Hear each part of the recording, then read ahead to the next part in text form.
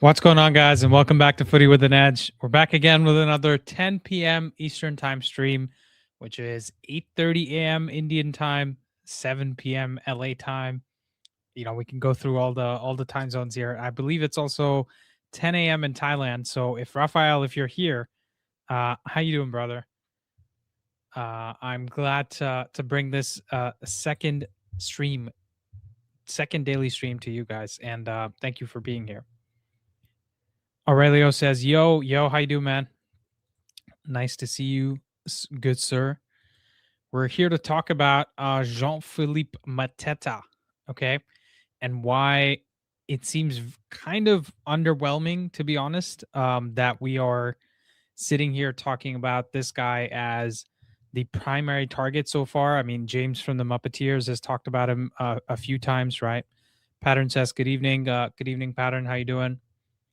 Let me just make sure I have my display name in it. There we go. Yeah, so guys, Jean-Philippe Mateta, right? It's my point isn't about disrespecting the player. I think he's been a very good player for Crystal Palace. He's very experienced. I think he's 29 years old. Let me just take a look at this. Jean-Philippe Mateta. He's 28 years old. In the summer, he'll be 29. And very much a quality player for Crystal Palace this year. And he, like I said, he's a physical striker, but he doesn't transform anything for us. He's more someone that can come give the experience for Šeško. It just feels like a low ceiling move given where United supposedly want to go. It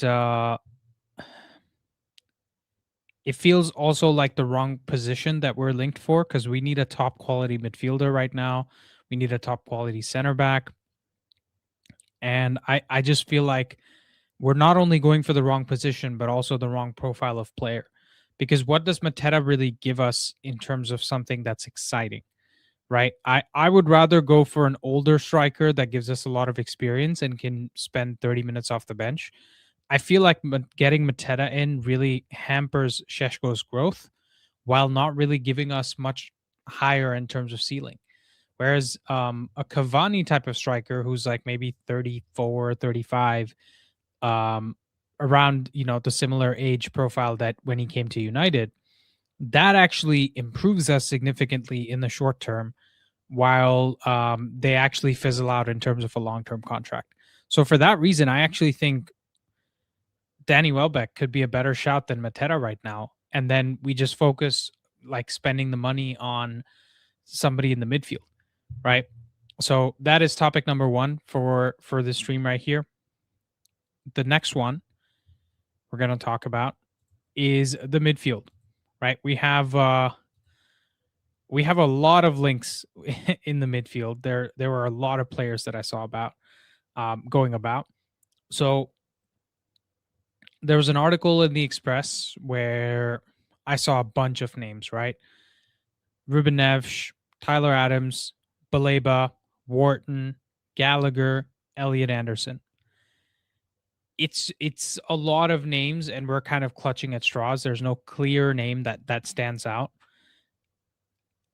With the Bruno injury, we're really exposed in terms of secondary creators. And while Mount is a secondary creator, he is nowhere near the quality of Bruno, and he also can't stay fit. The AFCON absences are also really hurting us. So we need something to come in. I mean, if it's Ruben Neves, let's go do the deal right now. Why are we waiting? There's so many games in January, and we're just being really slow about it. So I don't know what United are trying to prioritize. I don't know what we're trying to get done, but it seems super underwhelming right now. And being linked to Mateta, who's not even a good bench option, he would just be somebody who would come and be ready right now, a little bit over Šeško. But then you're sacrificing the potential of Šeško by playing him. So I don't understand the Mateta links. And then we don't know what's going to happen with Xerxes. We don't know what's going to happen with Excuse me. We don't know what's going to happen with Ugarte, and I just don't understand what we're doing in terms of the actual window. So we'll just open the lines, man. This is meant to be a second call-in show for you guys to join us.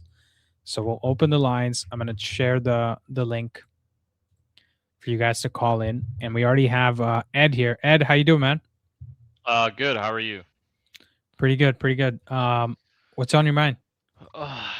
As I am a Sesko lover, Sesko defender. I think the Mateta move is. I actually disagree with you there. I think bringing in, it's way better bringing in Mateta than it is bringing in Cavani, right?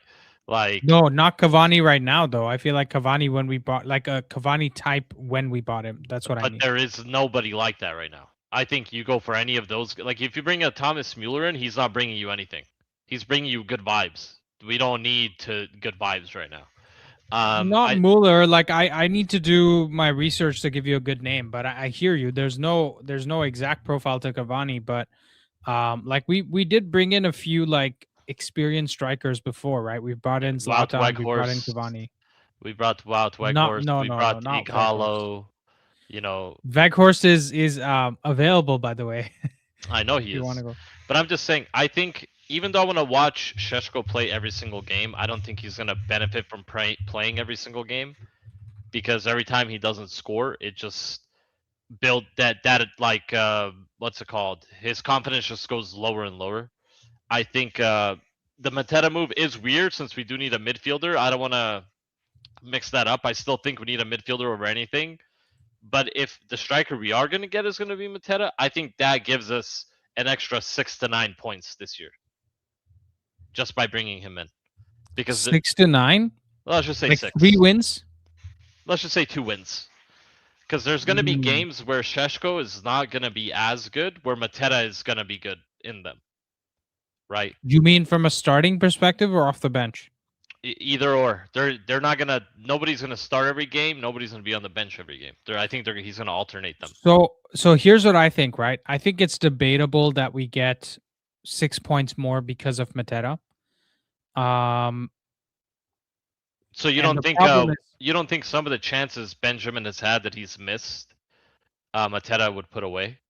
no, because Mateta has significantly underperformed his XG this year. Like he's underperformed his XG even more than Sheshko, I think. Like let me look at this. Hold on. If I go to Mateta, he's got like 11 XG and he scored 7 goals. So he's underperformed by 4 goals. And like the game, he had a hat trick in a game where he should have had 5. Okay, and That's he the still problem. create. Okay, but you still want that because right now, Sheshko needs somebody to compete with, right? And it also gives us another option of going 2 strikers when you have both of them. If we are down in a game, bring both of them on at the same time. No. So my concern isn't that he's not quality. My concern is that he's not giving you that much quality, but he's better than Sheshko right now, which means he's taking away from his development and the age profile specifically, right? Because he's 29. Um, him coming or 28, turning 29, him coming in means he's going to be good enough to start every single game for the next 2 3 years. Whereas an older like striker that maybe doesn't have the legs or can't play for as many games won't give him as strong a competition. Does am I making sense with that No, nuance? you're Like I'm making sense. I yeah. understand what you're saying, but I think he's gonna benefit the most out of this because he might not get the most minutes, but he's gonna fight harder to get those minutes. And you never know what's gonna happen. Like if Mateta does come in, I don't think it hurts us in any way unless we pay some stupid amount. If it's anything over 20 or 30, I think that's really dumb It's in gonna my. be 40 million. Like his Uh, value is 40 million. That's I because they see. just spent 35 or 34 on Brandon Johnson. I think the only thought process that allows them to sell because Glasner already didn't sign the new contract because they're like the ambition is not there. If they sell Mateta, like he might just walk in the middle of the season if it's not even for a good price. So um yeah, I mean I just I'm not 100% sold on it. That's all I'm saying. Because If you look at the Discord, I yeah, posted 2 heat maps there in general. If you I'll see check it that. right now. Yeah. Um, The general chat. Yeah, in the general, all the way at the bottom. Go all the way down. There, you'll see the 2 heat maps. Okay. Who do you think is the one on the left? So there's 2 of them side by side. I don't know. Give me a position first. Like, is this two They're both strikers? strikers. Yeah, Is it Sheshko and Mateta? it is. Okay. You see how much of a difference they play? Like in Yeah, but this is also, is this a season heat Yeah, map? season. Yeah. Well, that's also more minutes for Mateta, right? Yes. Yeah. So the He almost I'm has double his assuming minutes. red means more touches. Yes. Yeah. So And movements in general. yeah, Because I mean they're not like the position over the pitch is not that much difference. There's just a lot more volume of touches, right? From what I'm seeing. Like, big difference on position. This guy literally camps in the middle of the pitch until he gets the ball, right? It's just yeah, 2 but different play we're also styles. playing a little bit different, right? We're not in the same system. But Correct. But anyways, what's the point you're trying to make? they're 2 different types of players. I think they both give us 2 different sort of things. I don't think we should be comparing apples to oranges with them. I think it's good to have competition. That being said, if Mateta does start like 4 or 5 games over Sesko, and I don't see a Sesko start, I will be pissed. You won't be pissed? I will be pissed, especially if Okay. he's not performing, because then it's going to hold each other. Because right now Mateta's not competing against anybody over there, right? He's like a shoo-in at that position. But Yeah. maybe he comes here, he gets some sort of a new hunger. Same with Ben. Maybe they end up playing together in some games. Who knows? No, the competition aspect is fully fair. In fact, right now there's no competition because this guy Zero. is much more ready made. He just starts ahead of Sheshko. My only concern is like what happens to Sheshko's development. And I hear you. Listen, it's not our responsibility. If Sheshko's not good enough in 2 seasons, then they're going to look to sell him, right? So it's his job to take the competition positively and react to it and do something good with it. I hear all of that, but I'm just like, are we in a position where Mateta just plays over him all the games? So That's my so point. we could look at Arsenal, right? Gyökeres starts, and Gabriel Jesus comes in, right? What are they going to do when Kai Havertz comes back? I think he just plays Kai Havertz Over both of them? Yeah, 100%. That's crazy, right? Arteta is the most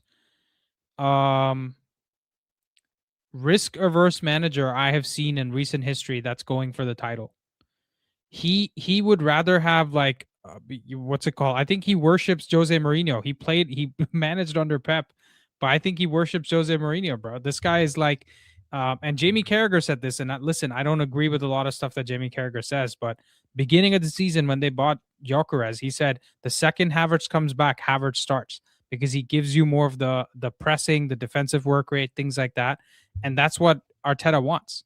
Okay. So, So they're but gonna have your point they is have still 4 that we strikers, have three right? players. Yeah, yeah. They have 4. They have 4 because Who's Mikel the fourth Merino. one? Mikel Merino plays I center mean, forward yeah, for yeah. them. So Marino is the Havertz guy, right? Marino is Yeah. doing what Havertz does. So that's your answer. He's So played we're Marino so often. because you're never gonna win the league with only 1 striker, and you're never gonna be as successful. So I think bringing in Mateta, and he still has, let's just say, 3 or 4 years left in his career. I think in those 3 or 4 years, it's gonna show a lot of Benjamin. Because I don't want it to be a Hoyland V2. I don't want it to be sell him next season, because the guy's gonna be a superstar, right? 2 years Yeah. time when he's 24, he's just gonna start banging them in, and it's better to get him now for 70 million instead of paying 120 for him in 2 years, right? Okay. That's the whole point of it. So are you saying getting Mateta in accelerates the Sheshko timeline? Yes, 100%. And also because we're not hearing anything, and after today, I fully do not trust the owners. I don't think they're gonna be getting any of the big midfielders in January. Sorry, why after today? There's just a lot of stuff from all the calls and the call earlier, and then Seam Texas call. Like, I just do not trust this ownership to bring anybody in, especially with everybody saying how, oh yeah, It just makes sense. Like everybody we signed, the names have come out early. We've known a month ahead, right? Yeah. Yeah. And we're not Also, I hearing mean, anything. I was messaging Sean offline as well. I was like, I think Ineos has given up on Project 2028. You know what I think is happening? I think, it, listen, I really hope that what I think in my head, because I don't always think sanely, I hope they didn't go up to Ruben and say, "Hey, can you do fine with what you have right now when these guys come back from injury?" And he said yes, and that's why they might not be getting a midfielder. I really hope that's not the case. In my head, I feel like it is, because why wouldn't they spend the money? You think are you worried that Amram said the wrong thing? Are you worried that they're Yes, asking the question in the first place? I'm worried that he said the wrong thing, and the fact that they even asked him, because he seems like the type of guy that wouldn't say he needs anybody right now. No, I disagree. I don't know, man. I think we're seeing one side of so I there's a sporting fan who followed Amarim for all 6 years of his career, and he sent me like this super long Substack with all of the things that he knows about it and all that. I forget his name now. Um, and one of the things he said in there was Amarim is like a split personality. He's completely different inside the dressing room as he is outside. Like he never criticizes players in public, but he'll have the hair dry treatment, like we heard about the TV getting smashed and all that, right?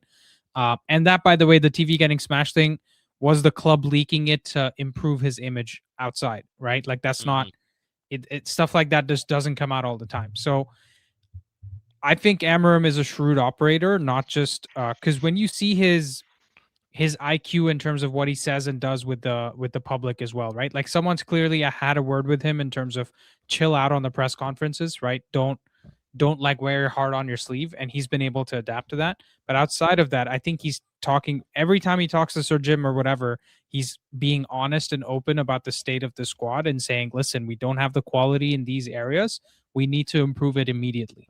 Right. And he realizes like the questions he's getting, the Kobe Mainu circus, so much shit is going on, right? I mean, thank God we got rid of those cancers in freaking Sancho and Rashford and all Garnacho, yeah. the wannabe Do rappers, you right? think that Kobe Mainoo's actually injured, or you think it's I thought it was a reprimand. There's so many things, man. It's hard to believe because it's also possible that Kobe is injured faking? from his own side, right? Where Yep. he's like, I want to engineer a move. I don't want to get injured, so I'm gonna be sorry. I don't want to miss out on a move due to an injury, so I'm gonna say I'm injured and then go pass a medical somewhere. Yeah, I don't know, There's because so many like nefarious reasons you could come up with. I don't it know what to believe at this point, but I think it's so the funny thing is the worst scenario for Kobe is that he is actually injured because this is an insanely injury prone 20-year-old player who's supposed like he doesn't do a lot of fast twitch muscle type of things, yeah, right? He's not like a sprinter like a winger or something. So how the hell is he getting all these injuries? because I don't think, okay, I agree with that, but if we had, let's just say, Kobe and Mount weren't injured, I don't think we'd be in such a free fall. And what's it called? Like red alert, if you know what I mean. I agree. I agree. And it's come at the worst time because if you look at so him adapting to the 4-2-3-1 or the slight changes in a system that he's decided to make post AFCON, they were actually good enough to for us to go win 5 games in a row. That guy could have had his haircut and we would have just stopped talking about it, right? Because the 5 games The that guy we could have had, had his like haircut. no, the Villa, the not Villa, Oh, freaking oh, oh, the one Frank guy. Villa. Yeah, yeah. Oh, The guy yeah, who won't cut okay. his hair till we win 5 games in a row. Um, so like the Villa game, right? We have Bruno getting injured in the first half. Like what? There's every chance we go win that game in the second half with Bruno on the pitch, right? And then Newcastle game we won by the skin of our teeth. Mm-hmm. Wolves game we could have won pretty easily, and now we're playing Burnley and Leeds in one of whatever order that is. Leeds and Um, then Burnley. We got yeah. Leeds on Sunday at Elland Road. Wait, isn't there a Um, game on the fourth though? what's the fourth? Um, Is that Sunday? hold on. Oh, okay. Yeah, sorry. That is the fourth. Yeah, sorry. Yeah, Yeah. we're playing So Leeds. we play Yeah, we're Leeds playing on Leeds and then Sunday Burnley. away. We could have won all 5 of those games. Correct. Had we even had those players fit. Like I'm including Kobe in this because I think the first time we played 4-2-3-1, he was injured. Yeah, I think I've been saying, it's the ball progressor problem instead of a whole, the whole club problem. But that's what happens when you literally have nobody to select and you're bringing in a bunch of kids, and then people like me just turn on the kids instantly because they don't know how to make forward passes right. But I think after watching Leeds today, I feel a lot better. Even though they looked really good, I still think we draw Leeds in our Yeah, current but state. that's I I feel like this is our team is the team that goes for a win and then lands on the draw. You know what I'm saying? Yeah, but Like you if have we nobody. went into that Wolves game expecting a draw or from a team perspective, we lose that game. Oh, 100%. But So here's the thing: you have nobody to progress the ball right now. There's literally nobody. no, it's the center backs. The center backs have to do the ball progression. Then you have And to get Dorgu at the right 10 if you're gonna do that. yeah, I think Playing you the know center. what, guys. I think adding the second show is good for the viewers, but I don't think it's good for you for you guys.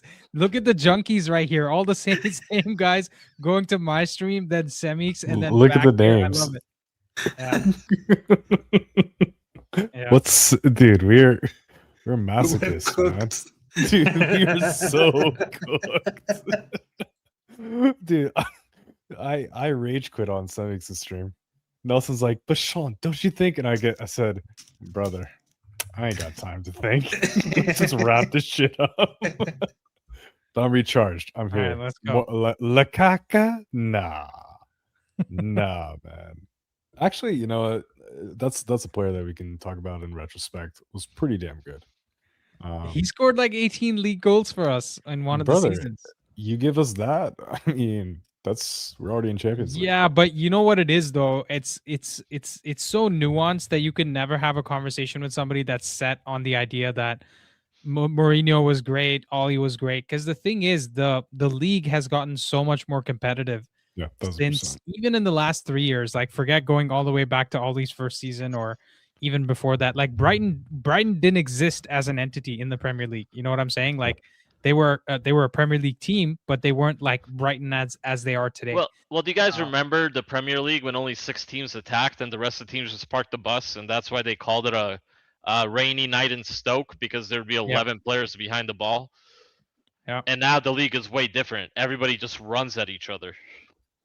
Oh, it's crazy. And there's no team is losing the game before they enter the pitch. Whereas there used to be 14 teams that lost the game before they entered the pitch. Right? Yep. And now you look at Tottenham, dude. Like Tottenham look like they lose games before they enter the pitch, not the teams playing them. You see Sunderland today, man. They drew 0-0 against City, and they have what seven players at Afcon. It's crazy. I think that it's just, you know what? I just need people to start like you have a guy in here in your chat, Singh. What's his name? Oh, Lucky Singh, disregard him. I Yeah, think Lucky he's on a bender. Singh. I think And you know what? here's Here's the these thing. guys that are disregarding Sheshko 13 games in. It's Well, ridiculous. to be fair to Lucky Singh, he's been slating every single person even remotely associated with Manchester United. I think he's just like he's a representation of like someone that's kind of a lunatic. So let's not No, I put mean, it no. To be fair, he's driving the engagement because I'm not even looking at the which is it's great, but I mean, it's like Yeah. when the guy's spamming the same thing, Manuel Ugarte, get out of here. Like, brother, okay, we get it. Let's actually have some good analysis here because I think there's something to be said with regards to what Mateta brings in comparison to what other strikers are out there on the market that are gettable and our current options. Yeah, he's the best option. Wait, hold on, Sean. What I want to ask one question to the panel because we are Yeah. talking about improving Sheshko and getting in Mateta to improve Sheshko, right? Yeah. What I can't wrap my head around, and maybe we haven't spent enough time talking about this. How has Sheshko even gotten into the position where he's got 5 xG but 2 goals? Like I'm struggling to put that together in two ways. One is I don't remember him getting that many chances. I feel like he's always been starved of chances. Last game he had 6 shots, but they amounted to like 0.5 xg, so it wasn't like 3 xg game where he missed all his chances. Well, you So have to remember the where's that Sunderland happening game. from? The Sunderland The game second was a thing, very high xG because that which one? shot was like the Sunderland game when he scored his first. I believe Okay. it was the first goal he scored, but then it was a draw. Yeah. That was like maybe like 2 feet away. I'm pretty sure that was like a 0.9 xG. He had 2 shots on goal, Probably, both yeah. super close. So that caused a Oh, little he bit had of the ricochets, right? 2 or you 3 remember that. ricochets, So and then he so scored that from one, the third one. Yeah. both of those shots count for because of the deflection. Even though the end of it turned into a goal, you're having 2 opportunities that are pretty much equitable to having a surefire goal, regardless. I was considering. I know I have no life. I was considering going through every single one of Sheshko's shots and analyzing whether or not he could have done better, whether or not it was something that another striker in a different setup, what they would have done. Stand by while you're talking. I'm gonna do that right now. Oh I'm no, gonna please see. no. No, because it's not really gonna be that long. I'm just trying to figure out which games he had where it was really high. You said he had 5 xg. FB Ref says it's 3.1. I saw it somewhere. You know what else in football though? Understat. According to Understat, he had 5 xg. Oh, You, okay. you know what the most typical goal that gets scored in football is? It's from a winger that cuts in and Cuts in. barely misses the shot, and on the next one he hits it in. Yeah. Repetition. We don't give Sheshko the same looks at all any game. No. He never gets the same look. And I rewatched that game again, and then Ryan was like, "Oh, he didn't have 3 defenders on him." 80% of the time when he touched the ball, 3 defenders were around Sheshko. That whole game. I'm going to be honest. It's one of the reasons why I don't think a striker fixes the issues that we have right now. It's a midfielder. You need someone who consistently gives him a certain type of ball for him to know what to do. And to be honest with you, Can I just add to that, Nelson? I also think Ineos's hypothesis of we've been bad at finishing and also creating chances, so let's just get forwards, is kind of dumb. Because if you have a midfield that doesn't consistently concede chances, then you have more opportunities for us to keep the ball in the final third. Yeah. Right? If the midfield is so open and the defenders don't really know how to defend the volume of chances that we keep getting, because that's the issue. Like Aiden Heaven in a back 3, you give him like, I don't know, like one big chance to defend every 15, 20 minutes, he can probably do it, like 4 a game. But you give him one every 5 minutes, he doesn't know which way to go, which space to close, when to jump, right? Those are all, you're asking him too many questions, right? And it becomes like a basketball thing. You know, in basketball, because the volume of points being scored by both sides is so high, if you have a 5% difference between the two teams, it could be a blowout. Right? The teams need to be really close, and there needs to be a small margin for it to be like a 3-4 point game at the end of the day. You know why I think this needs to be more of an eye test than a stats test? Because there's a lot of things that happen that are not on a stat sheet, like missed runs when they could have played somebody. Also decision making. Exactly. That's why the Excel boys, fine, that's cool, whatever, I get it. But eye test is way more important in the sport than any sort of stats. Because you could bring a guy in that scored 50 goals in another league, and he'll come here, score 5 goals for you thus far, 2 of them being penalties, missing about 15 clear-cut chances. On the aggregate, when I've looked at all sites that take into account XG, shots, touches, production, Sheshko and Gyökeres have been more or less the same when it comes to their performances. Yeah. So when we're talking about like who got the better deal, I would take the one that costs around the same, that is 4 years younger. So I have no issue but with. That's not even. It's not even a Sheshko. I was more trying to think.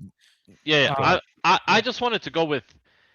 Let's not just do the stat stuff. Let's look at how many times the midfielder does miss the pass. Right. Like I said, we don't need a striker, but you always do need a second striker in a team. Is Mateta the guy? He's probably the best one available on the market that's going to help you win now. Right. You can't bring anybody else in for that type of money that's going to give you goals. And you know what also is my issue with our midfielder and our defenders? with the lack of Licha, and now obviously more apparent with the lack of Bruno, there's nobody looking for those runners that are trying to penetrate the defensive line. And that's how you cause defenders to allow you to have more space. Because otherwise, the ways that we'd create chances in the 3-4-3 would be super quick decision making, getting the ball, swing it very fast. We don't have that sharpness in our switching. Our passes, we just droll on the ball Yeah. for so long. But And don't you think like- don't you think that's why they're looking at Mateta though? Because I think Mateta is a better stretching the defense striker as opposed to Sheshko, who I actually think has done well. It's in tough. the It's a yes and no. It's a yes Yeah. and no, Nelson. Because what I'll say is, what you get more with Mateta is back to the goal. You get him in. He's a much better connector in the Prem that is shown so far than Sheshko. Even though Sheshko has very good technical abilities and can drop in, he's kind of like a blend between. You know how Cunha He retains the ball a lot better. much better, whereas That's the thing. Sheshko sometimes the ball will just Yeah. playing off his feet, or he won't have that awareness that there's somebody coming in from behind, and he's trying to do a one-time pass. The pass goes somewhere else. But Teta knows can I give my exactly 2 the cents angles. on Mateta versus Sheshko? Yeah. I think it's purely down to aggression. I actually think, because when I've seen Sheshko, right? Sheshko, when he gets the ball, the link up play in terms of the back heel flicks, the layoffs, right? If you see how he positions his body when he's laying the ball off, he tries to do the deft touch, and he powers the ball He's too well. cute. He's very cute with He's the ball. cute, but when I see a defender coming onto him, he's almost like, I'll let him drive. The defender's driving the duel, not him. Whereas Mateta, I've seen him hold off and be the driver. Why? It's because is a big so ability. if you look from a body composition thing, this Kerwin would have been perfect for this call. Mateta has a much more. He's more dense. He's got that you can put a Premier League defender on him, and he's still going to have the comfort of saying, okay, I can ride this contact and still be able to provide any type of width or runners through behind. Whereas with Sheshko, he's thinking, okay, if somebody's coming in to close in, I need to distribute the ball very quickly with something cute and then make that darting run. He doesn't quite have that understanding yet of what it takes to retain possession in the Premier League when you're in that mid play of transition. Because You know what's funny? It seems like Hoyland was trying to do the Mateta thing, but overdoing it. Exactly. And He's Mr. doing Good at WWE. all. Yeah. And I want to point out something Mr. Jeff said. Something I think was really important for us early in the season was Sesko's aerial ability to get us up the pitch quickly through long balls. But I don't think Amarin wants to use them that long term. And that's correct. Not only do we miss Sheshko, we also miss Dorgu. I think not a lot of people are talking about Dorgu. He makes the runs in behind the fullback. And we don't hit him. We rarely hit him. The only time we hit Dorgu is when he's wide open. Because they don't trust his first touch to give him those balls in behind, I think. If we started playing more through balls, it's only going to happen if Bruno or Mount is in. Nobody else is going to be able to do that. I know we've only had maybe less than 120 minutes of game time to show it, but Dorgu on the right looks completely different than Dorgu on the left. Can I give my hypothesis for confidence-wise. why that is? Tell me. So I've been trying to think about this for the longest time. I saw one play, right? I don't have a huge sample size of evidence for this. There was one play in which was the game where he scored the goal, man. Who was that against? Newcastle, right? Yes. Yeah. So the Newcastle game in the first half when he played on the right-hand side, there was a moment where Aiden Heaven passed him the ball. He received it first time on his right foot. I covered it in my video as well. Yeah. Passed it to Mount and made the spin in behind, and then he went down too easy on Lewis Hall, right? Yeah. My guess is when he's on the right-hand side, he prefers receiving the ball on his right foot and using his left to knock it on. Whereas when he's on the left, he receives it on his left and uses his right to knock it on and get into space, and he's uncomfortable with that. So for whatever reason, it seems like a very small thing, but I think it seems like a technical deficiency rather than and a than hesitation, mental a one. speed of thought The thing. mental is because of the technical deficiency. Yeah. And Ed mentioned this prior, and I think it was very depth point that not a lot of people caught on. How he attacks on the right versus on the left. you're now signaling towards the defender's weakness point, which is the when they tackle, it's with their preferred, usually with a left back. If he's playing on the right wing, they're more than often than not going to be left foot dominant. So making a tackle with the right foot causes them to have they need to be much better in body positioning and anticipation than what you would get with a right-footed player as a right back defending Dorgu as a left wing back, because the only way Dorgu is going to be going past him is going on the outside, which from his crossing ability and from his ability to actually beat the man as a right back, he has not shown that he's proficient in that. So I think that's where the delta. You know, the other thing as well, impact. you remember the cross he put in the Newcastle game? There were 2 crosses he put in with his right foot that we all really liked. We were praising him for it. Even Semix was praising him for it. I actually also think, that small drop the shoulder 1 yard of space that you need to make before putting in a cross. He prefers doing that with his left foot onto his right than with his right foot onto his left. And that's why from the left-hand side, his cross gets blocked so often, because he can't figure out the distance. So I think it's very much a technical thing, which tells me it's pretty easily solvable. I actually think I'm going from thinking that he can only work on the right or be much better on the right to thinking that he can improve a lot on the left. We're just talking this season, because I'm with you. That's something that could be coached. So something I saw today, in that right wing position today, Leeds were getting exposed the most there. The ball was going in behind, and the streak is not fast enough to get back there. And that's where I think we should be exploiting with Dorgu. But I also want to add in, when he's playing on the right, it's a lot easier for him to put that left wing back off balance. Whenever you're cutting in, the left wing backs are always going off balance. That's how you had guys like Robin.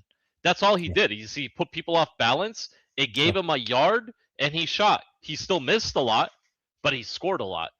Yeah. Right. So I think it needs to happen. The inversion. If you look at how many times he actually, even when he plays the left wing back, how many times he tries to cut in to his right foot, it's quite a lot actually. Like he does that over and over and over again. And while we were talking, I was actually looking at his Lecce stats. Yeah. And his short creating actions were always as a winger. Yeah. Never as a fullback. Yeah. So or a wing back. So it's kind of weird that I actually just think he is a winger. Yeah. He is a winger who can do a wing back position okay, but probably a very good or decent. Let's say decent. I transitioned us into the Dorgu talk because I thought. Sorry. I was muted. I was trying to say on Nelson's point. I think that's a little bit of a false narrative, though, and it's because in Serie A he was probably good enough to be a winger, whereas in the Premier League, actually, if he was just playing as a fullback and a 4 at the back for us, he would look like one of the best fullbacks in the league already, because the defensive work is elite. He's got the engine to go forward and back. Who's the comparison? Udogi, right? Udogi is the comparison where Udogi is much better going forward, but players like that very often get exposed in teams that aren't elite at finishing their chances, because he will keep creating chances on that side and leave space in behind, which is exactly what we exploited against Newcastle, because Lewis Hall kept trying to bomb forward and attack down the left-hand side, and that's where Dorgu was getting all the joy in behind him. So that's the thing. I would actually prefer long-term to have a fullback like Dorgu, but for him to become a good wingback, 100%.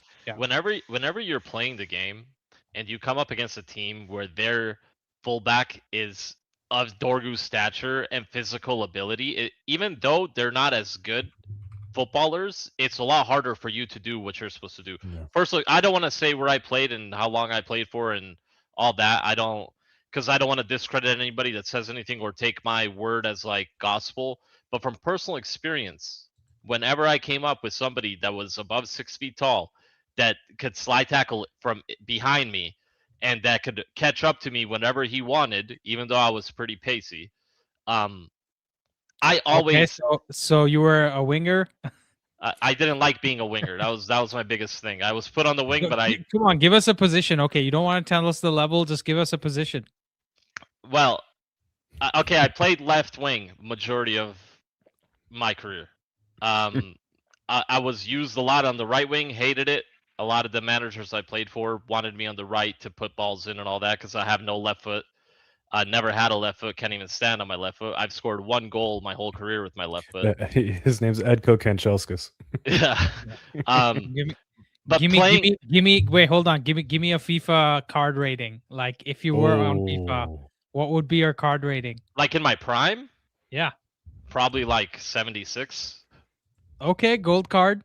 It's like last year's Garnacho. Is that what we're Yeah. looking at? But a non-rare because of the Bosnian. flag, Yeah. Oh, yeah, Exactly. Sure. But 82 rated Pjanic in like 4 years ago, whatever. Pretty much. Wow. Well, I mean, Sean, I was also, I'm very skillful. I was showing Sean my skill moves. He came out one time to my house. Yeah, he abused me on the pitch. Like I never kicked. I've never. So that was the first time I actually kicked footy. So I've only ever observed. But Are then we talking like 5-star skill moves like elasticos? Are we brother? He was I was like, dude, what are we doing here? futsal player? Futsal player. I Yeah. prefer 5-a-side right now in my age. Okay. Right. But Wait, how old are you if you don't mind me asking? I'm 36. 36. You okay. saw my daughter today, right? Well, I mean, dude, like have you seen how many kids Phil Foden has? What are you talking about? You said you Listen. played football and you're like, have you seen my daughter today? Yeah, no, I'm 36. But like I said, if I ever came up against a guy like Dorgu, I knew I wasn't doing anything that game, no matter what. Yeah. It's very tough playing against players like that. And in America, I didn't only play in America, but later in my career, every time I came up against a fullback, it was a really fast, athletic fullback every single time. It was nobody slow, and it was just always a nightmare to deal with. So Well, what you're describing is Kyle Walker, right? That's why Kyle Walker has gotten more juice out of his career than many people just look at him and say, because he's like, what is Goldbridge always calls him, like a championship fullback if he didn't have the pace. yeah, Which- exactly. yeah. Also, he I got think very that's actually lucky. insulting at Kyle Walker. I think Kyle Walker's ridiculously technical. Yeah, The fact but that he was able to play inverted wing fullback was crazy. Oh, he but also that got was Pep. lucky to play. He also got very lucky to play on that team, in my opinion. For Pep also, Pep covered for a lot of his mistakes. Pep used to shit bricks when he had to City. continuously get exploited by a system. If it was an athletic battle where it was like a pacey winger that he just went up against, Pep was, chilling because he knew he could beat him for pace. But Kyle Walker, if you looked at some of his passing, he always struggled with it. He didn't have the greatest cross. You know what I mean? Like he struggled with a lot of the technical aspects of the game. He switched off defensively because he wasn't smart enough to do that from a footballing sense. I mean, also some of his COVID parties will tell you personal sense as well. But yeah. So I think Kyle Walker, I think he's describing like a physical fullback that's difficult to play against. But I hear you. Actually, here's the thing, right? When we were talking about the Mateta thing, I was just sitting here wondering, like, there's gonna be a game where Šeško arrives, right? Like 3 goals. I'm telling you, I said it. Like, I think he's gonna be the first player this season to score a hat trick for us. If anyone does, it's probably him. And some of those, like, snapshots that he takes with low backlift, like that goes in, like this just unlocks the floodgates, right? That's the problem we have. We don't score early, and then we get into this battle. He just needs to start taking shots with his right foot. Just let it fly, plain and simple, in my opinion. But I also want to go back to Dorgu. Just one more point. The more I watch games back, the more I love Dorgu. The more I think he's gonna be an elite level player. Your video was very good. This is the guy that reached out to me, and he was like, "What is this?" As if he didn't know what a YouTube video was. He was cursing. So last year, Ed was cursing at me. I was like, dude, don't come on. That's my boy China Zakpira. Come on, don't do that to me. And then every time I do that, he would like rage quit the Discord. He's like, I'm not watching this with you. But I mean, we've seen a transition this year, especially in preseason. He's getting himself at least positionally into that final third. He had that crisis of confidence. We had the whole Amram saying he's a different player for the national team. Trust me, Sean. The day we see another like worthy performance from Dorgu, I'm releasing the Edco files. I have the screenshots. But I've already apologized. Those have to be have to be null and voided. I've already apologized to you. Yeah. Now in the files, now that his name's redacted. You can't do it. It's not double jeopardy. I'll tell you what the tone was, right? Ed was still new to the stream. Like, obviously, like you guys have known each other forever. He was still new to the stream. It was like, I respect your opinion, but what the hell is this? right? That Yeah. was the tone of the message, and that's why he was being nice about it. Otherwise, he would have been like, F this. I don't want to talk to this guy. Otherwise, Like, you would have seen Ryan part 2. yeah, exactly. So that was like, I respect your opinion. So like, did you hit your head somewhere or something like that, right? And I was like, listen, I'm telling you his dual numbers, things like that, physicality is elite, and then that's the what we best saw. part in was, the next Andy. game. The next game it happened. Yeah, It was literally the next game. It wasn't the like, next game. oh, just But- wait a little bit. It's like even I watched most of the games back. I still think he's been our best player this season. Unfortunately, Yeah. In every single game, I think he's Yeah. put up a 7.0 or better. I don't think he's played below a 7. Ed, I've been saying, both Andy and I Thank you. were fans of Dorgu Thank you, for a yes. while now, and It's genuinely, the other channel you need to go shit on. Because he said sell Dorgu. He was done with No. Dorgu. Do you know the person who made me think Dorgu is going to be good? And I know some of you might actually like raise your brows here, but it's Ryan Sessegnon. Remember how bad he was at Tottenham? No. Have you seen him this season? I'm Sean, gonna let you land. Plays for Have you Fulham, seen him right? this season? Yeah. Plays for Sessegnon Fulham now, is right? insane. He has Yeah. 19 short creating actions. Yeah. He's actually playing better than most fullbacks this season. Wait, 90 or 19? 19, 1-9. And he's Well, not even a natural. Dorgu has 31. Who else? I think I don't know how many. Munoz has 24. Dorgu has 31. Oh, Dorgu has 31. Yes. Yeah, Holy Dorgu's nuts, shit! dude. Yeah, Sorry. that's what I'm saying, dude. He's been. But I don't He's even want to. popping off. I don't even touch. I just want to touch on his positioning and his physicality and how hard Yeah. he plays. He plays hard every game, man. Yeah, and I love seeing that. And he doesn't have any off the field issues. You could tell he's a great guy, right? He's not gonna run into that. Also, super humble Nigerian. I'll take any day. of the Danish, week. Nigerian, good Yeah. Christian boy. Super I humble. mean, Like checks out for he's me. like he's Yeah. shy to a point where he needs more To confidence. relax the Nigerian love here. Right? There's a beef Sorry. between Kenyans and We Nigerians. need I don't need that shit. Kipchoge. Kipchoge is our. Hey, how many Kenyans? How many Kenyans forwent the Kenyan national team to play for Nigeria? You also need to talk about that. How many Kenyans would play for Nigeria? No, that That have chose played for Nigeria Nigeria. over Kenya. Or too dual many. citizens. We need not one. There's no way. There's no way a Kenyan would choose Nigeria. Are you crazy? Oh That's no, like- no, it's brother. You should look into that. There are multiple Kenyans who chose Nigeria. Yes. Oh man, they're not Kenyans then. They're lying. This is no, Wait, it's but not- there's got to be. So we have somebody in the chat. No, I don't know if he's here today. Landry Imran- is. Imran Salomon, who's he's half half. Nigerian, half Egyptian. Ah, Oh wow. So What a- I'm sure there's like half Kenyans, half Nigerians, right? Because bro, there's a few. There's a lot of love them. happens in all shapes and sizes. You know, Yeah, you yeah, know yeah. what I'm saying? Like, No, Okay, actually, so- like back home, there's quite a few. So yeah. Okay. Yeah. We've covered Dorgu Glaze. I want to go back to like the title of the video. So if not Mateta, then who? We see Composed View in a the chat. midfielder, bro. That just No, I get that, but it's like, okay, let's just round off this like whole striker talk. There's literally nobody of the profile of accessibility, wages, and has the ability to come in immediately to replace that Xerxes miss, can fill in for Šeško, can start probably over Šeško in a lot of games. Then I think Mateta right now, because we're not going to get Ollie Watkins. He's in a freaking title charge right now, guys. Like they're going to ask Not for way for too long. much. not Yeah, for no, long. but they will fall off. You hate that raincoat merchant. You hate him with a Oh, passion. Fucking Dude, baddie you were putting over the here, way bro. that you were saying. I've never seen Or- Andy curse so much. Or at go one get person. the First of all, I PSG said booty striker. sweat. I think that's Yeah. okay. In 2026, you can say booty sweat. Somebody said go get the PSG striker. Are we talking about the guy Gonzalo that Ramos? was wanking? Gonzalo Ramos. The wanker? Oh, Gonzalo Uh, Ramos is garbage, man. No, he's Oh not. my days. No. No. Nah, there's just No. nobody. There's nobody. No. Listen, there's nobody. Uh, I'd love for us to bring in a Nico Two-star skill Schlotterbeck moves, and a by the way, on centerman. FIFA. Like, get that guy out of my This face. guy with FIFA. But wait, I've got a question. I don't think would he be available? If we went for Bowen, do you think we could get him out? Jared Bowen? No. Like West Ham afford. is getting relegated without Bowen, dude. There's no, True. they have no reason. In fact, West Ham have already done like 3 deals on day one because they're worried about the relegation. They've got Listen, in, I'm like, gonna 2 throw players out one already. name that I love that everybody else hates. Neil Mopay. Oh hell no. No. That might be worse than my Memphis Depay shout. Oh man.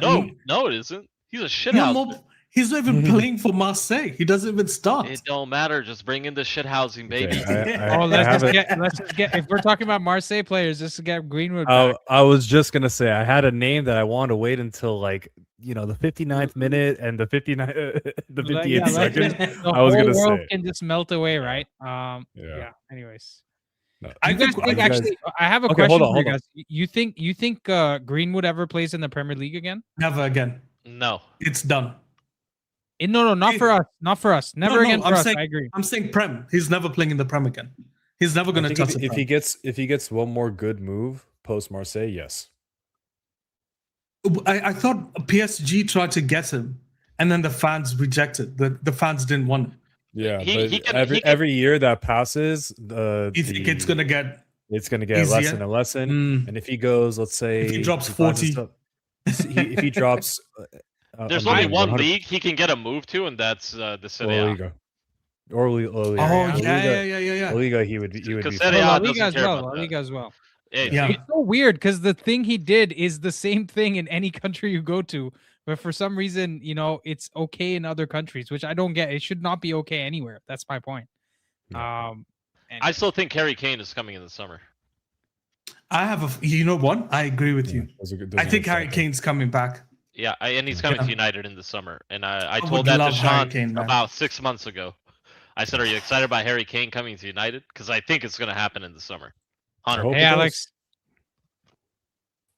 Yes, Teta. Okay. Yes, Teta. Nice. Listen, Yeah, we've no, got a no, lot no. of people There we go. that are on the Mateta bandwagon. And the thing is, like, you got composed. Hold view. on. Listen, Maybe this is a new the Spanish player we haven't heard about named Oh, yes, Teta. for Sociedad. No, but I honestly, We can't hear I'd you, love to hear. Alex. Yeah, go on, Sean, till he fixes that. No, but I mean, we've got some people in the chat. We got Lucky Singh, Composed View. Guys, say it with your chest. Come to the StreamYard. I know you guys are saying we don't know ball and all these noises. No, It takes a lot of Composed View is courage. chill. Composed View is one of the Composed OGs. chill. Okay. Yeah, compose. No, is but chill. I'm saying, Yeah. for any of you guys that have anything to offer us, listen, we've heard it all. I've been called every name under the sun. I just want to hear your guys' opinions because Maybe we're Alex is Lucky Singh. We just don't know. Yeah. maybe. So the only reason why I say yes, Teda, is the fact that Šeško is low in confidence, right? So the issue that we have with Højlund as well is that he don't have someone to guide him, like, or someone to help him on the side, because he just literally just Højlund, and you saw Xerxes. Like, I love him when he first joined, but afterwards just absolutely trash. Like that first goal when he joined, and then he never go again. So great. Also, he's bringing shame on the Afro. Let's be honest, because Fellaini, yeah, was horrible to play against, and Xerxes just seems horrible to watch. Composed I View is know. here, by the way. You called him. You called him Hey, out. Bring- But your bring device him isn't out, bring him connected, out. bro. I can't pull you in. Composed. If you want to add Oh, your shit. microphone, I can add you to the stream. But yeah, go ahead, Alex.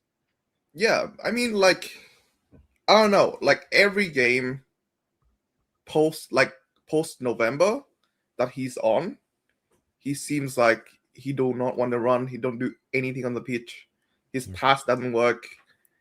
They say, oh, he's really good at like tight spaces. No, he loses the ball every time for me. I haven't seen him dribble and actually go past a guy yet. Right. Well, so to be fair, I mean, if we're just being really fair, because the chapter is closed on Xerxes, I don't really care about like defending him, but he was good in the Palace game, right? When he first came in, before the Roma move was decided with his agent or whoever, I think he was okay. Since then, it's been really bad. And plus, the other thing is, he hasn't made any. He hasn't put up a fuss, like beyond the pitch. While he wasn't getting minutes, right? So those are the little things you can give him credit for, but all of that gets canceled out. And for also, the one I think performance he was against, rusty coming back Newcastle. from sharpness because he was coming back from injury. He wasn't available for the longest time. Then we reintegrated him, and of course, with a player who he doesn't rely on his speed or or anything like physical like that. He's more so relying on his technical ability. You do need some match time to get it to regain that sharpness. So even beyond that, wanted to see more effort.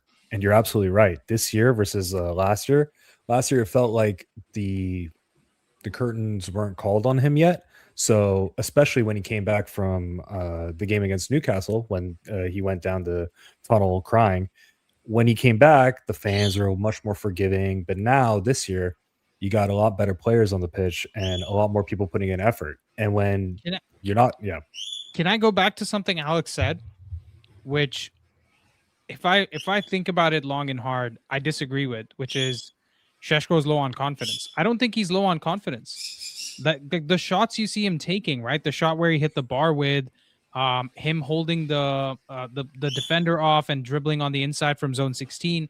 There's plenty of evidence of him showing decent confidence. And usually, and maybe Bully Lover 69 Šeško defender can tell us, when your confidence is low, it's your touch that suffers, your pass that suffers. He's actually been good with those things. I just actually think it's a matter of chemistry with the players around him, right? Which is going to come with time, because we don't realize, we've seen him. If you go look at his FOTMOP chart, he's played so many games, but look at how many minutes he's actually played, right? It's still like 800 something minutes. So I think there's a good chance that he will actually finish the season. I think, what did we have this bet, Nelson, friendly bet, that he scores 10 goals? Yeah. Do I remember that correctly? Yeah. Yes. I think he's going to end the season with 10 goals, and that would be an insane return, like for first season in the Premier League. I think he ends it with 15, and I'm going to say something. Wait, Premier League? Yes. 15 Prem? Yes. In 19 games? Yeah, because he's one of those players. No. You could laugh all you want. Listen, Yeah. you can laugh all you want. No, that's a nervous laughter. I don't think he's No, there's no. You're assuming he's going to score 13 in Yes. 19 Without games. any penalties. Without any penalties. Okay, but here's the thing: he isn't playing as loose as he used to play in the Bundesliga because of the intensity. Okay.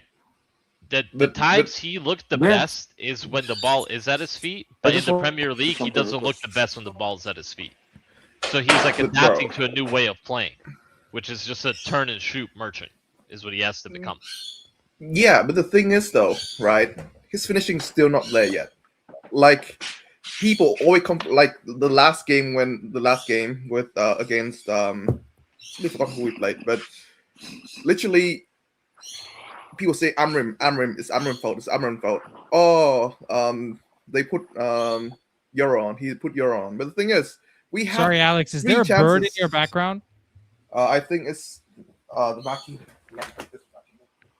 There you go. Did that work? I think so. Better? Yeah. Okay. Yeah. So he had 3 good chances, and he did not finish. Like, I'm not saying Šeško's bad. I actually rate him. It's just that right now it's not there. I think he had 2 good chances. The header, he screwed up majorly. The one he hit into the ground. Usually that's his bread and butter. He hit the post on one of them, right? The corner one, and then he had the one where it came in, and then he hit it into like the a ground. free header too. Yeah. But I think it's just going to take that one little thing where he's going to just flip it, because the one where he had in the first half where he cut in and barely missed the bottom of the post on the far side, that's what he's good at. And he's also very good at taking shots from outside the box, which he hasn't done yet. And also the last shot where we thought Dorgu scored the winner, like Šeško's technique is so good and his ball striking ability.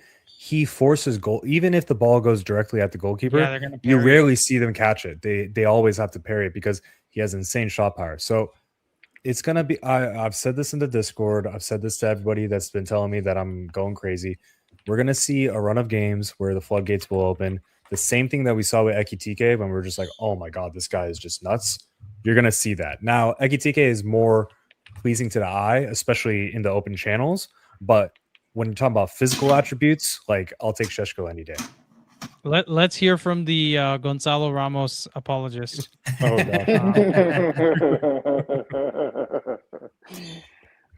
Hi guys, how are you guys doing?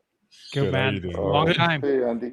Long I time. know. Yeah. It's How you doing? It's been hectic. Oh, good. It's been hectic. Work and family and all of that.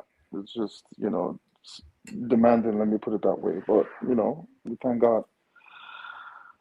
When it comes to strikers, the way I see it is simple. Sheshko is a very good striker. Don't get me wrong.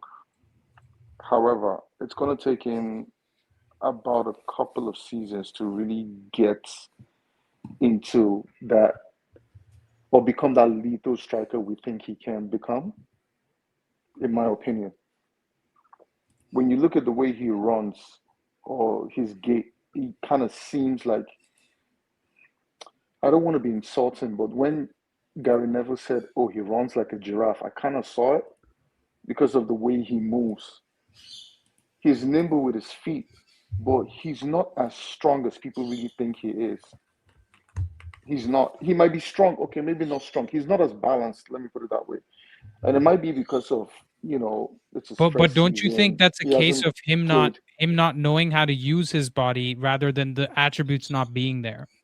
Yeah, probably. Yeah. That's why I'm taking it back. I don't want to be too harsh on him or too critical because he's only played like 13 games in the Premier League, and in the Premier League, the defenders are stronger, faster. You're going to meet defenders that are actually strong and fast and will not give you any time on the ball compared to the Bundesliga. You understand what I'm saying? So it's really going to take him some time and some time in the gym to really like fill out his body and use his, I would say, his strengths, right? Yeah, his best attributes. Yeah. And 100% Buzz, agree with you. I everything you've said, like Yep. I don't disagree at all. Yeah, and You're I'm a gonna Sesko tell me- defender, and I agree with you 1,000,000%. Yeah. I just Yeah. don't You're want gonna us to write him off and sell him next season. That's Listen, what I don't want to happen. And that is why, Oh. why I keep advocating for a Watkins type striker who's like in his late 20s, who can come and No. do a job for like 2-3 years, compared to My- Mateta. Let me tell. I'm ready to put my money on this. Hmm. Mateta is not going to perform as good as he is next year. I can put Next money on year? it today. And where Next in season. Palace or here? Next season, wherever he is, as Wherever long he as plays. Just in general, he's you not think gonna perform. he's He's you not. think he's peaked? I think that's his peak. Yeah. I think if he moves anywhere, he's not going to perform as well. It's the So same thing that happened here's with the Gyökeres. worrying thing too, that he in his peak he's underperforming is actually massively. Fine. All I know is like No, I no, watch him that's a play- point on your side. That's a point on your side. Oh, okay, That okay, even okay. in I his didn't peak, really- he's not finishing well. So if this is That's his what I'm peak, saying. which means he's going to be worse Mateta- from here, significantly worse from here. Mateta is all I know is Mateta is not going to perform as well next season. He might perform okay, decent, but he's not. This is his peak. Can you I've tell watched me? him- Give me a reason. I've Give me a watched reason him- why. This might sound weird, but if you watch him very well, he's not as composed as you really think he is. How do I put this? He takes a It's lot of hard because- off-balance shots. He's off balance he a takes, lot. Yeah, okay. He takes I- a lot I of can- I off can- balance. He's not as composed. He doesn't. Yep. For a striker. See, Yeah. I played football and I played as a striker and also played as a midfielder. As a striker, right, when you're in front of the goal, there's a way Are you with a kind of team right set- now? Because we could use No, your I'm not, services but no, anywhere, let's anywhere. No, trust me, I'm not even. Yeah, I'm not as can good you as- step away from the camera? I want to see like if you're like Akin Fenba or something, we could definitely use someone like you, man. No, I'm 6'2". Okay, I'm okay. 6'2" Okay, so with a midfielder for slight sure. frame. Okay. I'm 60 with a light frame. So so I grew up watching footballers, right? Especially when I was in Nigeria. So I grew up watching a lot of I was just football, gonna and say, if you're not Nigerian, then I don't know Yeah. anything about Nigerians. No. Yeah. So I watched a lot of football growing up, and I watched a lot of strikers because it was like the strikers game back then in the 90s. Do you understand what I mean? It was more so the strikers and the wingers game. Unlike now, it's more the midfielders. You had a few midfielders who were doing well, but it was more so the strikers. Like It was you know what I also a mean? The very Bat- one-on-one game, right? Because you had exactly to the basically win your duels. Batistutas, Yeah. the Adrianos, those type of strikers. The Ronaldos and likes. Mateta is a good striker. Don't get me wrong. He's very good, whatever. But if I were to buy a striker right now for what this team needs, I will go for a Watkins. I feel like you can get a Watkins for like 35. If you go in See, strongly and that's say, where we okay, disagree. Now that's where we disagree hold completely. on, listen, Go on. listen. Let me Please. finish. Okay. I feel Yeah. like you can go to if we go to Aston Villa and we say, okay, you know what, we want to get this guy Watkins plus English tax, whatever it is. You can get him for 95 at a stretch 40. But here's the catch.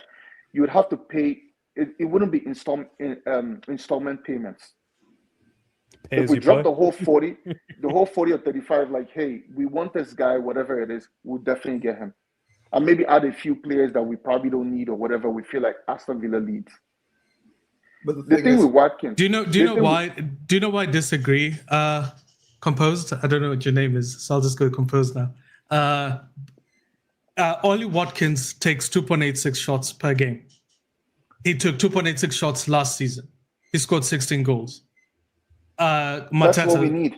Mateta was 2.4, scored 14. He took fewer shots and scored 2 goals less. Hold on, before you start spewing stats, because when I'm watching the game, I'm not watching stats at all. I don't We watch took total football. then. I like total Hold on. things. One Hold scored on, hold on. 16, one scored 14, one took fewer shots than the other one. Hold on. I understand. I've been watching football for quite some time, Same. right? Okay, I'm 41. So I've been watching football for quite some time. 36, but yeah. When I'm go on. watching football, I need right? Semix here. We need the elder statesman. Come on. Hold Here, on, no, he's seriously. here. When I'm watching, Let's when I'm go. watching- Let's go. Let's Hey, go. Felix, Let's what's going on? go. Let's Hold go. on, Drop what's it. going on? Drop it. Do the beat. When I'm watching football, I'm not watching football to see. I'm watching for your mechanics as The a eye footballer. test. The eye test. The eye is test. what I say. The eye That's what test, pretty I'm much. also all about that. You're I'm gonna also all have about that. footballers. You're gonna have strikers, footballers, or forward players who don't score a lot of goals, but they're just not in the right team. Yeah. If you pick them and put them in the right team, the reason why I mentioned Milito for Inter Milan when he was under Mourinho, Milito wasn't a prolific striker until he played in that Mourinho system that year. But He wasn't known. But he was a No, great But but striker. here's the Mourinho, thing. Was he not? Mourinho did.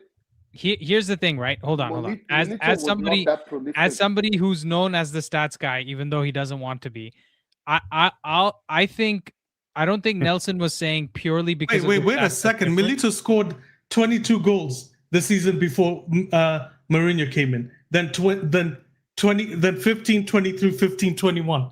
What team Milito was was he a playing for?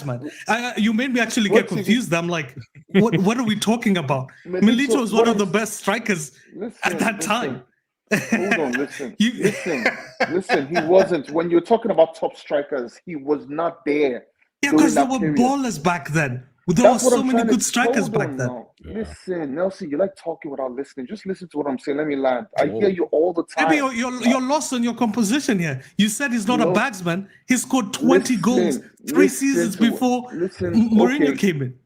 Okay, let me get a word in, please. Okay, sorry. I'm I'm not confused talking here. about stats here. I'm talking about like when it's time for you to score, you score. Yeah. It's like saying, oh, Drogba wasn't a prolific striker, but he scored goals.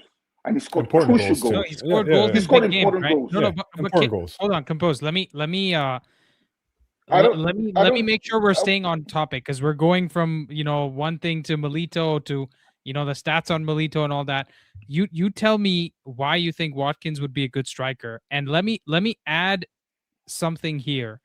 I think a good striker in our team enables Cunha and Mbumo to become better, right? Yeah. Because we're playing in a front three, which is fairly narrow compared to most other front threes, right? We operate in a much narrower space, and the inside forwards that we have on either side are actually set up to score goals. We actually purchased both of those guys because they're excellent finishers, right? Anyone disagree with my hypothesis there? So the striker needs to come in and do really well in terms of link-up play and things like that. So tell me what you're seeing in Watkins that is significantly better than Mateta, based on And your eye Three test. things. And Three things. before you continue, just let me add something before you continue. I don't know how you come up with 35 mil to 40 when they asked for 60 in the summer. They were asking And- for 60 simply because they how many players did Aston Villa really invest in this season? They didn't really buy that many players, if you remember. Yeah, No, but it was now The reason they why they were Sancho asking, on loan. sorry, It was just Sancho on loan. It was. That's to what your I'm point. saying. So they were asking for that because they wanted to replace him. It wasn't because they And needed him that much. to And if your you point, notice, this for season they PSR, haven't they even have played to him as sell. often as they did last season. So they're trying to even move on from him. Yeah. The reason why I'm advocating for Watkins because my first choice is Gonzalo Ramos as a striker. This team needs a striker. We don't need any more, play league. You need a pure, good striker. And for me, in my opinion, and I might be wrong, Gonzalo Ramos is one of the best strikers, but he's not in a team that plays to his strengths. If he goes to a team that plays to his strengths, here's the thing, Compose. No, I've heard from you. I've heard from you. I'm allowed. No, let me just come back on. He's better at finishing in the locker room than he is on the pitch. Okay, I'm not here to play. For me, it's around 11 p.m. So I'm just gonna make my points and go back to sleep because I have work very early in the morning. Okay. Yo, Compose, can I say hi to Compose, man? I've seen him around and I've seen him on X. Can I say hi before you go away? Simix, how you doing? What's up, man? How you doing? So even getting away from the bed, my wife is really upset. She's like, "What do you mean you're going on the YouTube channel? Are you crazy?" Can you deliver your wife an apology from me because I gave the call to action? I'm sorry about that. Trust me. If I known this was this is gonna be the outfall, I wouldn't have asked. Sorry. No. I honestly, I just want to make points. I hear you guys, and everyone do make great points. I disagree with some of them, and it's fine. You can disagree with me. I'm not a professional. What do you call it? Recruiter or whatever. I'm neither. I just know I've watched football well enough to know the kind of things I would like in players. That's just it. That's just me. And I don't think any one of us here can categorically say, "Oh no, this is best and this is best," because at the end of the day, we're not professional. I mean, maybe it's a no. Make your point about Ramos. I'm not a professional. Yeah, make your point about Ramos. The reason why I like Ramos is because you put him in the box, he's going to finish. His movement is great. He's very composed. I like my strikers composed. I like my strikers like Lewandowski. You give them the ball in any type of situation, they know how to control it, put it between their leg, and put it at the back of the net. But we don't give our strikers the ball in the box. That's the issue. But that's what hold on. I'll get to that, right? Because we don't have midfielders. We have Cunha who tries to dribble. And that's why it goes back to my initial point when I said I'll go for a Watkins, because once I've seen Cunha drive with the ball. When Cunha is driving with the ball, he doesn't have runners. Maybe only Mbeumo, it's always on the right. When you see the way Watkins runs, he runs either side. So when Cunha is driving with the ball in this Amorim system, you need runners moving ahead of him where he can just play off them or drop off, slot them in. Watkins is ideal for that kind of football. Sheshko is not, because he's not a running behind. I mean, not right now. He's not a running behind type of striker. Watkins is. When you have a Watkins and a Mbeumo and then the wing backs on both sides, and you have Cunha running at defenses, trust me, it's going to cause serious problems. I'm not saying he's going to give you 20 goals or whatever it is, but I challenge everybody to pay attention to Watkins. This season he's having a bad season because you can tell his confidence has dipped, because I feel like the coach Amorim wanted to, I don't know what he wants to do with him, but he's not playing. He's on YouTube. Go and watch his season for the last two seasons. This last 2024-25 and then 2023-24, and watch his movement. This season he's been shit. I'll tell you that. But I watched the game against Chelsea, and that was basically what Watkins does. Do you know? He will run behind. Can I just say something, Compose? I think I agree with you that Watkins isn't a bad striker, but majority of his chances are in the box. And the issue with Sheshko is Sheshko does not get the ball in the box as regular as Watkins does. And here's the thing: if you look at shot run at defenders. Here's another thing. Okay. Sorry, I didn't mean to interrupt. No, it's okay. I want to hear you. When you go watch our previous games. When you see Cunha running with the ball, or anybody running with the ball, Sheshko's movement is not that great. It's not. And sometimes he is behind the player running with the ball. As a striker, you're supposed to be trying to run ahead of the person with the ball. Sheshko doesn't do it yet. Did you see the opportunity that Sheshko had to run in behind? Hold on, Compose. Listen, I know you have to go. You've said it 3 times now, but you gotta like, once you speak, you gotta let us at least come back with something. so that we can digest what you've said and maybe land on the same page. So Šeško, in my opinion, has tried to make the runs that you're talking about, but we haven't found him. There was an example in the very previous game against Wolves where Casemiro took like 10 seconds on the ball. Instead of passing Šeško through, who's making the through ball, we didn't find him. I think a lot of that same thing is going to happen when Ollie Watkins comes here or when any other striker comes here, because we don't know how to pass them the ball in those positions. In fact, I'll go one step further. We had Rasmus Højlund, who's one of the channel runners. That's how he's getting all his goals for Napoli this season. That's what he's good at doing. Even before that, we had Lukaku, who was a channel runner. He used to do that very well. And in fact, for how big he was, he didn't know how to hold up the ball, but he could run into a channel and put in a cross. Two players hold on, Compose. I let you go. I let you have a full meal of your points. I'm trying to tell you that Ollie Watkins, you're saying he's good at running into the channels. Šeško hasn't had the opportunity to do that because we don't pass him the ball in that position.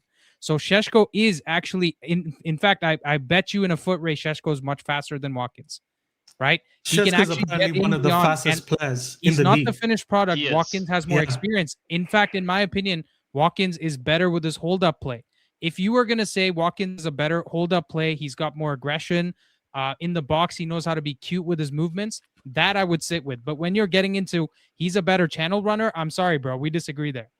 And okay, I don't even fine, think you can Compose is disagree. talking about him Hold on, versus hold on. Šeško, but what about versus Mateta? Because you were saying that's the about how argument. Mateta, And that's running in channels, right? That was one point I was making. Yeah. The second point I wanted to make, you basically just made the points, Andy.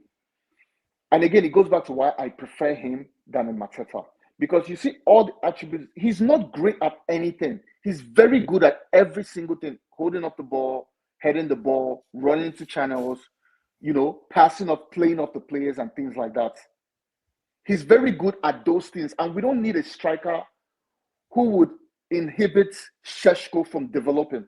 If you understand what I'm trying to say. I'm with you there completely. We need somebody to come in. We just need someone who is good enough, a good, proper English striker. I understand. Who can come in, do a decent job while Šeško is developing for the next 2 years. That's the reason why I keep saying Watkins is your ideal guy. I'm not saying, he's the best person to run through the channels. I'm not saying he's the best person to hold up play. I'm just listing the attributes that he has that I find that will be ideal for this team. He doesn't need to be excellent in everything. He just needs to be slightly above average in every single thing and let Šeško develop. That's my point. And I feel the person who can do it, he holds up the ball very well. He knows how to, his control is very good. His composed is very good. Everything he's does is actually good.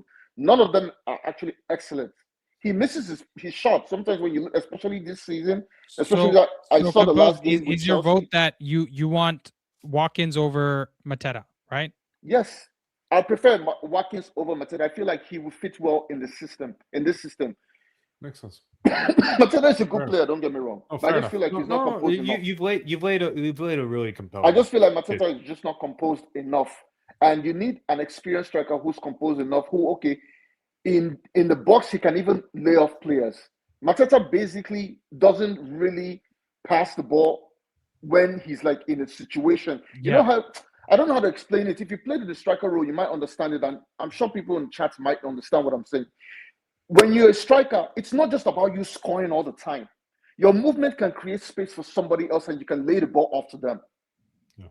Do you understand what I'm trying to do? Šeško can do it because I've seen some of his. Yeah, that's fair. No, I didn't watch him in the Bundesliga. The reason why I'm just saying that is because it's going to take him a couple of years to really find his feet properly. But you need a striker right now who can come in and score like crucial goals, simple goals, and let Šeško develop. You don't need a Mateta, whatever it is, unless you're trying to switch your striker completely and you want him to be the number one striker. Yeah, I hear you. We're on the same page with the Šeško development. Yeah. Nightwing, your thoughts? I think either one will be fine. I expect they're going to be better than Xerxes. So I'm comparing it to what we have now. I mean, I don't really try. You guys have way more ball knowledge than me, so I don't know what these other strikers are, how good they are. All I know is I remember people talking about how Sancho is going to be great for us and how he's going to be really good in the Prem, and then We realized that the reason he had so many assists is because he played with freaking Holland. You know? So a lot of the stuff for me, when we talk about transfers, I kind of defer. All I know is Shant has completely changed my mind on Xerxes being a good rotation player for this team. And we need to upgrade that, whether it's something that we're planning to help Sesko build up to becoming the guy that we think he is at 6'5" and heading everything into the back of the net, or somebody who can just fill in the blanks to Ray, you know what the funny thing is? I didn't do any convincing. I think Xerxes did himself. No. When I say you make me convinced, more time to watch him. The reason why I really like this channel, and because of all the people that we have here, I don't agree with everybody, but I like to listen. And when I get to the next game, I watch for those things. For sure. Because I think Shant was right. Like Sesko, on this last game especially, especially in that first half, he made like 5 or 6 runs in between, and either Shaw or Lissandro looked and didn't think they can do it, and they passed it to the side. Yeah. And you could see his hands go like this, like after the 4th time. Even Dorgu, there was a chance from Dorgu. The thing is, though, I didn't know why Xerxes getting taken off is so controversial. Because I literally just like take him off. He did nothing for like 30 minutes until he got that goal. Like yes, Tyler, would you do the move of choosing removing Xerxes and bringing on a young player? I think that's not a good move. So I think Xerxes would have been better than the Xerxes is better than whoever we brought on. You know who I think they should bring in? Controversially, not Neil Mope. That was a troll. Yeah, please, Ed, please give us a real shout. Ivan Toney. Yeah. Really wanted. Yeah. You know what we're gonna get the whole time? Just eye contact. Like, he's an eye contact merchant, dude. His penalty take is so good. He's an eye contact merchant on 450K bags a week. You think he's gonna come back to the Prem and not? His eyes are gonna be back. stuck. But I'm just saying, a player like stuck back in Saudi. He's gonna be like, "Oh, I left all that." You're gonna if let's just say they do bring Danny Welbeck in. I don't like that move. I'd rather have the I don't think Welbeck's a shot. I think the injury issues, and he's just way too old. It's a different thing scoring at Brighton versus United. I know he's got the history here. I love that guy Welbs, but no. And okay, now that I can finally breathe, and I think we can all kind of debunk the point and compose. Thank you for coming on. I do appreciate you hearing Watkins is composed, but I watched him last year. And that was the last word I would use for Watkins. He's not composed. The ball would luckily find the end of the net by the time he would trip over his feet, and you'd say, how the hell did he get that goal? So, and also the way that Aston Villa play, they're very possession-based, they're very central-based. So if inherently the way that they attack, create chances, and generate those chances for their striker is geared towards the way that he plays, there's no guarantee he comes into this system setup where we've just said, Ray, you've noticed it. Missed Sheshko, missed Dorgu, making those darting runs. We don't have the players who are emboldened enough. And Semix, you just put out an amazing short. I think I was actually looking for it, but it's that speed of thought. Our team doesn't have the speed of thought to create those chances. Three Devils. It's from the Three That's Devils. what I'm saying. It's literally, that was exactly what I was trying to say. That's why I had the bat signal waiting. I was like, I need him. he was getting chances from Asensio and bloody Rashford last season. Yeah. Let me just clarify why I think the Watkins shout is crazy. His short distance is 13 yards. Yeah, that's crazy close. Yeah. Do you know what Mateta's is? 19. Yeah, that's what Mbumo's is as well. Yeah. And Cunha too. Cunha's 20, I think. But still, those are fast shots. If you bring in someone like that, and by the way, let's look, since we're talking positives, let's look at the negative for Watkins. He wins 34% of his aerial duels. 34. That's our team crosses a lot. Our team tries to get long balls a lot. Here's the thing with Watkins, right? Aston Villa this season have no real system. What they do is they sit narrow, right? The width of the pitch is very narrow, and they sit compact. So the depth is also very narrow. They sit very much in the center. In that system to thrive, you need two things. One is pace in behind from 2 or 3 players up front, and you need passers from behind. They have passers aplenty in their midfield, right? They have plenty of people that can find passes, but they have no runners. They have no pace in their team. The one loan signing they got was Sancho, and they actually did buy one player in the summer, Evan Gesson, who actually does have from pace. Nice. So he's the other guy who can run in behind. So that's why Watkins has been getting on the end of all these counterattacking chances. And to be fair, he's not their top scorer this season, but he does have their highest XG. That tells you everything you need to know. Yeah. And he's a good player. Let's be honest. He's good. He's good. He'll be good in our team. That's why I said for hold-up play. We don't need him for his finishing or scoring goals. We need him for his hold-up play, his link-up play, showing Šeško how to be aggressive, right? Having a good option off the bench when Šeško needs a rest or, when we need something different in games, right? Because he doesn't have the pace. Actually, Šeško, the reason I like Šeško so much, and let's get this straight, because we're nitpicking a lot, right? We talk like 3 hours a day on this channel. So obviously you're going to get into nitpicking. Šeško is the highest ceiling striker there is today. That's at his age. There's nobody else. Like, tell me another striker at his age that can potentially be the best header of the ball in world football. That his name is in Haaland. Let's just. Isn't Haaland older than him though? I think they're the same age. Haaland's 25. Šeško's 22. Oh, is he 25? Oh shit! Sorry. He's 25 and Šeško's 22. Oh, so okay. I wasn't Haaland still at Dortmund at this age? Yeah. So I'm looking at him and I'm saying I don't know if he can ever reach Haaland's potential, right? But if this was FIFA career mode, he would have the highest potential for this age bracket. Wait, am I living in cuckoo land? I'm reading the chat. Kenobi's telling me that Aston Villa are not possession based. Yeah. Have you not? Let me check the XG stat. Hold on, brother. It would be off of the charts if you looked. I would say the only other player who has a high ceiling is Samu Omorodian. I don't know why he dropped his Omorodian name. But Agahoa. I think it's Agahoa. I apologize, my Nigerian friends, but him. Samu's cold. He scored a hat-trick against us, didn't he? When it was up. Yeah. Versus us, yeah. Yes, he punked Johnny Evans around. Oh my days! He absolutely bodied. He sent him to pathways and development. I felt bad for Johnny Evans that day. I was like, that was a retirement moment. You guys think? Okay, can I just ask a hypothetical then? If on those two, would Watkins even come here? He's playing Europa League and they're their third place right now. Yes, he would. Yes, you think but he would leave? Aston Villa would not be selling Watkins right now. That's and also no way. The wages. Aston Villa are possession based. Just to clarify, they are possession based. But apparently Emery is possession based. This was I didn't want to say anything, but that's season their system has been so crap. I had to double check. When somebody said it with their chest, I have to go double check. And if Watkins does come here, is he gonna want to play every single game as well? Want to, or is he going to? No, because he sat the bench for Rashford last year. I don't think he's not that guy. He's not. But he was pissed though because he was getting benched. He was very pissed. Yeah, that's why he's coming in.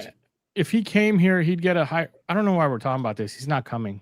But if he did, that was my question. He'd be making more money. No, but also I don't know. He's making 130 already. He'd make 130. He would ask for 220, 250. Yeah, exactly. For being honest, like there's no way we would do it. That blocked Šeško in more ways than what you'd believe, because then we could have got him in summertime if we wanted. That would hamper our team development. Wouldn't it? Like this is we're talking about the areas we really need. Mateta in comparison makes 50K. Brother. But profiles. I still don't know the negative of Mateta here, because he's scoring goal in Crystal Palace. He's bagging 8 goals. Like, yes, he's underperforming his XG, but he is getting goals, and we are lacking goals still. Listen, if Mateta is a deal we're trying to wrap up real quick so we can focus on a midfielder for the rest of the month, I'm all for it. But if Mateta is something that's going to take us 3 weeks to wrap up, I'm going to jump out a window. Yeah, I just want to preface it by saying this was supposed to be an hour-long call. I've just realized it's gone way over. It's 11:30 at night. I'm sure Nelson's got to go as well. Yeah, I need to go. So if you want to finish your last point, Semix, because I don't want to cut you off, go ahead and then we'll wrap it up. Yeah, so if Mateta's deal is not done by like January 8th and we're not hearing about any other links, like we're working on midfield, because you know how we get sometimes we only work on one deal at a time. If that's what's going to happen and this Mateta deal just drags on till January, I'm going to jump out a window. Like, we need a midfielder. I could care less if we got somebody to back Šeško up right now. I'll deal with that in the summer. I need someone who's going to relieve me of watching Casemiro in the midfield with Bruno once Bruno's back. I need someone else alongside Bruno. Especially from minute 60 to 90, because Casemiro finishes some games, and I'm like, brother, this guy, he needs a wheelchair. Like, I'm sorry, like he just needs to sit down, and even his like passing and stuff, right, just goes out the window. So I agree with you, man. That was the whole reason, actually. The premise of the show is really like we're going for Mateta, who would be a good player, and I'm sure out of the options that we have, maybe he's not the best. I can concede that, but he would be good for Šeško's development. He'd be good to give us a second option if Šeško gets injured, or even if Cunha gets injured, we want to play 4-4-2. We can put both of them up top, right, and have another option. That's not my problem. My concern is if Mateta is going to be on top of a midfielder, happy days, right? Yeah. Nobody's going to be upset about it. Why can't we just go get the Ederson deal done, dude? That's the thing I don't understand. They don't want that. That should be locked up. That should be locked up, man. Yeah, exactly. Like, they don't want that. It's a perfect profile. It's a perfect wage. It's a perfect player to be just rotationally. The transfer fee's not going to be much either. James keeps saying they keep looking at Ederson, so I don't get it. I need James to press his connect, because right now, no, they don't want that deal. They're going to tell you we're going after our top three, our top three midfield choices. That's what we're going to go after. You can't tell me Mateta is in your top striker. That's an excuse. That sounds like an excuse to not do anything. Yeah, they're going to say it's like asking someone, "Oh, how come you're not dating?" "Oh, I'm just waiting for Giselle to get off." Yeah, I'm waiting for. That's why I listen to Amarin more on that, because Amarin's pretty straightforward with you. By the way, if my girlfriend's watching, that's what I did, and that's why I'm with you. Oh. Yeah, let's go. Listen, I was a crap central midfielder. I can tell a good one. Ederson is so good, and honestly, it's insane that we're not even thinking about just a cheeky bid. Do a 25 mil. Let's see what happens. And we're not saying that Ederson is going to be the answer to our solutions for the next 5 years, but he improves the floor so much right now. And just from a minutes perspective, like, we don't have anybody.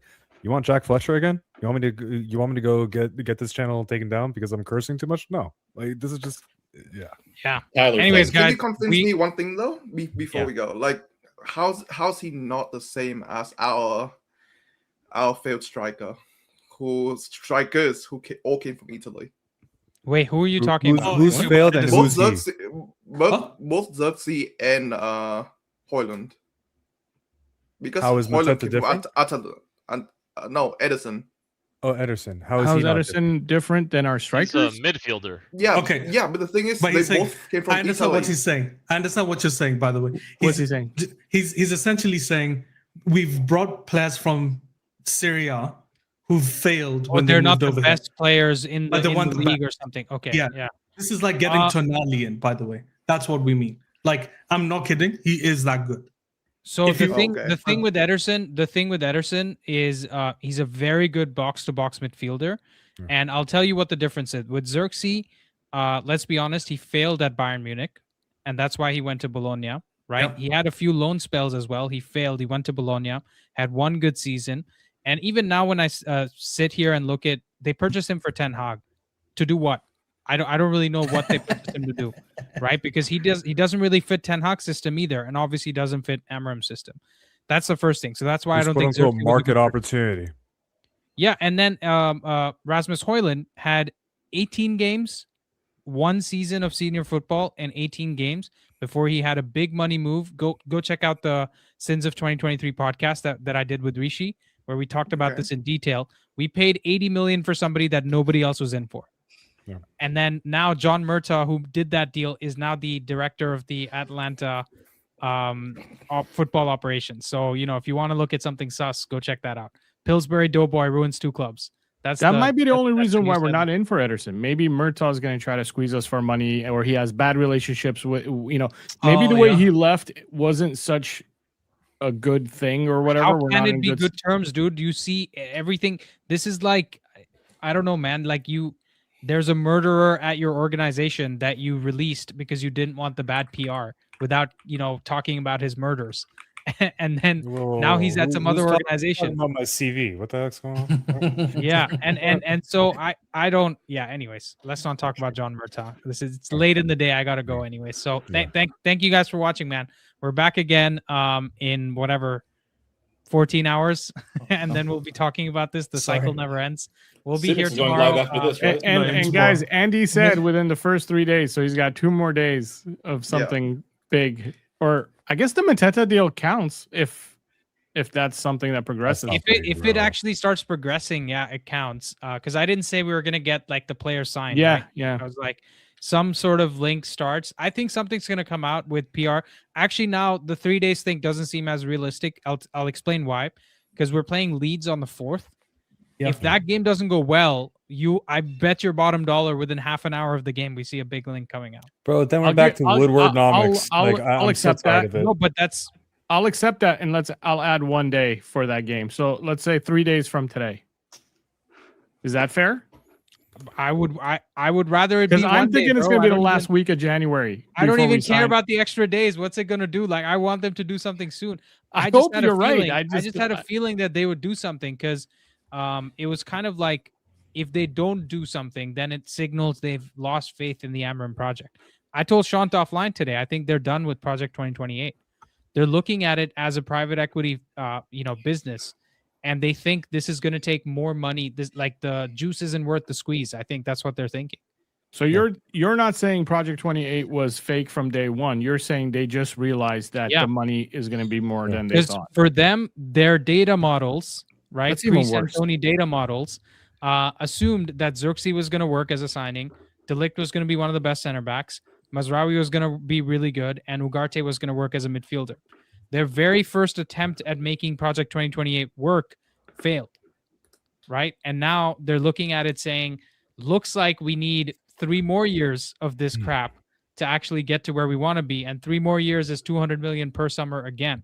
So we're going to be spending over $1 billion before we get anywhere close to a title race, and that's why I think they're done. But that's one way to end the stream, right? Hey, yeah. See you guys later. Bye. Happy New Year, guys. Happy New Year. Bye bye. Happy New